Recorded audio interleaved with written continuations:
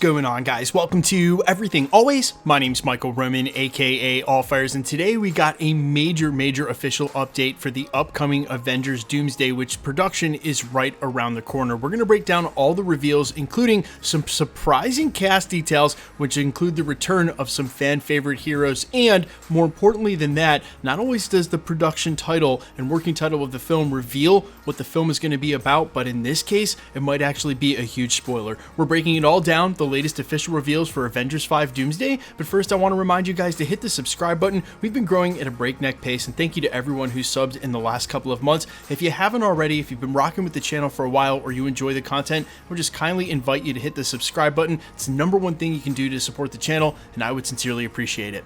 Okay, so this latest post comes via Production Weekly, which, as I've said in the past, it doesn't really help anybody if Production Weekly has false information in it, because what this whole thing is meant to do is connect people in the industry with projects that are going to pre-development. That's where we get this recent update. But before we jump into it, I do want to mention this, that a couple times in the past, with information they've included, they've gotten it wrong. They've copy-pasted from a couple of things, including one Cosmic Circus article that wrote a quick synopsis for what they foresaw happening in Doctor Strange 3, and it was literally copy-pasted as the synopsis in Production Weekly. Now, we went back and did stock of all the times we've reported on them in like the last 4 years, and for the majority of it, it's been accurate. I just wanted to point out those quick missteps that they've made here in the past. We'll continue to monitor that as we report on them, and if that continues to happen, then we won't mark them as a reliable source. In the meantime, this is what they had as the latest and official listing for Avengers Doomsday. They confirmed it'll start filming in just a couple of months in late March of 2025 in London. They also list all of the writers, directors, and producers, all previously reported.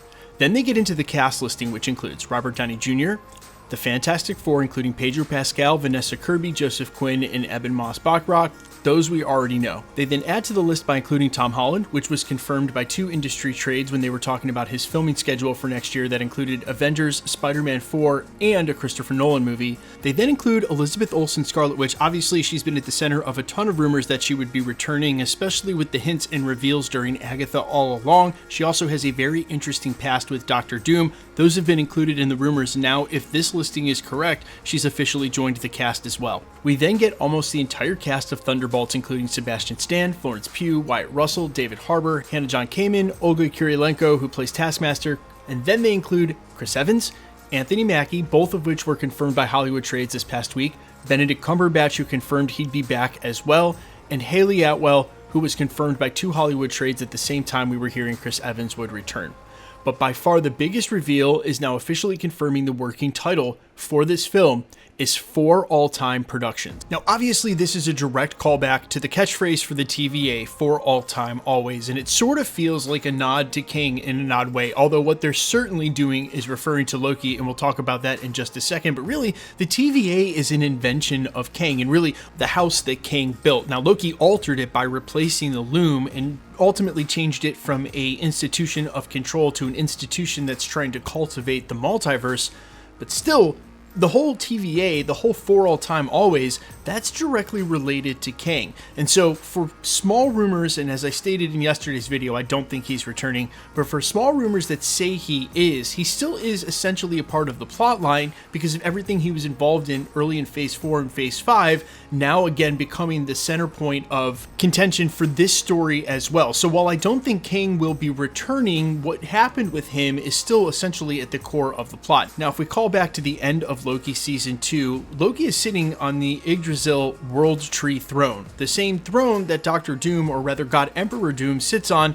in famous iconic imagery from the 2015 Jonathan Hickman run. So it was always the real possibility that if Doom was going to end the movie or begin Secret Wars sitting there, that dispatching of Loki, or at least removing Loki from the throne, had to happen first. And of course, we covered that plot leak real recently that indicated Doom may take Loki down, and a lot of you guys cried out in the comments and said, don't kill Loki again, this guy can't catch a break.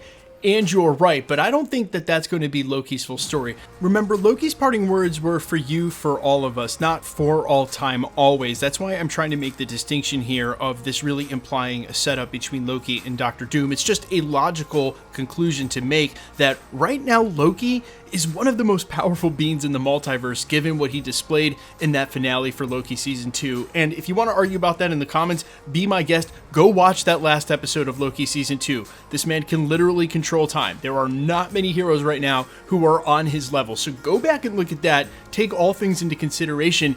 If Doom is going to become God Emperor Doom, he has to seize that power from somewhere. In the comics, that character is the Beyonder. But in lieu of Marvel Studios not having a Beyonder, and which means they would have to introduce that character in Doomsday, explain him, and then set up between Doctor Doom and him a transfer of power, which would be a huge majority of the film, they can just have Doctor Doom assuming that power from Loki, who literally is outside of the multiverse and holding it all together. That would be the exact power he would want to destroy the multiverse and create Battleworld. Now, the one little asterisk I want to put by this is Loki can certainly see the multiverse in a unique way that no other being can. Which means if Doctor Doom is going ham right now in the multiverse and killing off timelines and anchor beams in order to do it, he certainly knows this is coming. And so that's why I just implied I don't think it would be the end of Loki's story. The sun will shine on us again, I think refers to a future event. I know there are some people who think that theory actually refers to him telling Thor to go to Nidavellir in order to make the axe, which it may have. I think it still foreshadows a relinking up between Thor and Loki. I think that's something that we can safely expect to see. So even if we should watch Doom dispatch him and become God Emperor Doom, Lord knows what Loki has up his sleeve. And at least we know from his bird's eye view on the multiverse right now, he certainly sees it coming. Now, I also want to address one other thing, because it could have been that the original working title or production title for this film was registered as All Time Always before they changed it from Avengers 5 Kang's Dynasty to Avengers 5 Doomsday. But changing working titles on a film is not that big a deal. It's something they could have done or just not cared to do. So not to undo all of the speculation during this video, but there is a small chance that the working title as All Time Always was a remnant of what it used to be in Avengers 5, and I at least wanted to mention that as well. But you guys let me know all your thoughts down below on all and any of this, and what an exciting time to be a Marvel fan, man. We are back in it. Marvel movies are about to get insane, and we're about to have 2 Avengers films with Doctor Doom. I'm all ears as always. Quickly about the giveaway stuff, guys. Still giving away PS5s at the channel. It's super simple to be entered to win. All you got to do is be a sub, leave a comment. Because it's truly random, the more videos you comment on, the better chance you have of winning. Please be safe and vigilant across YouTube. If you should get some random comment telling you you've won a prize, and then they want you to talk to them on Telegram or WhatsApp, that's definitely a scam. Never give out your information on a third-party app if you don't know who you're talking to.